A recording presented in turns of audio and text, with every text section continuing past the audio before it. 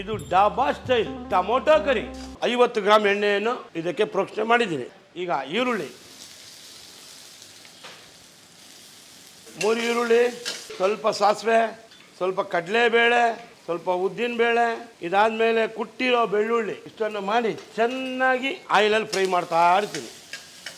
ಈಗ ಇದಕ್ಕೆ ಸ್ವಲ್ಪ ಕರಿಬೇವು. ಇವಾಗ ಇದೆಲ್ಲ ಚೆನ್ನಾಗಿ ಫ್ರೈ ಆಯ್ತಲ್ಲ, ಇದಕ್ಕೆ ಸ್ವಲ್ಪ ರುಚಿಗೆ ಹಸಿಮೆಣಸಿನ್ಕಾಯಿ ನೋಡಿ. ಈಗ 4 ಟೊಮೊಟೊ. ಸರ್ ನಾಟಿ ಬೇಕಾ ನಾಟಿ ಹಾಕ್ಬೋದು, ಫಾರಮ್ ಬೇಕಾದ್ರೆ ಫಾರಮ್ ಹಾಕ್ಬೋದು. ನಾಟಿ ಹಾಕಿದ್ರೆ ರುಚಿ ಜಾಸ್ತಿ.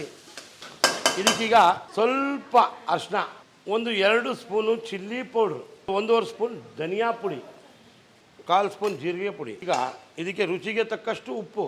ಇದಾದಮೇಲೆ ಸ್ವಲ್ಪ ನೀರು. ಇಷ್ಟೇ ನೋಡಿ. ನೋಡಿ ಇವಾಗ ಟೊಮೊಟೊ ಬೇಯ್ತು. ಶಾಡೋಗೆ ಕೊತ್ತಂಬರಿ. ಓಕೆನಾ ನೋಡಿ, ಸುಮ್ಮನೆ ಆಯಿತು. ಹೆಂಗಿದೆ?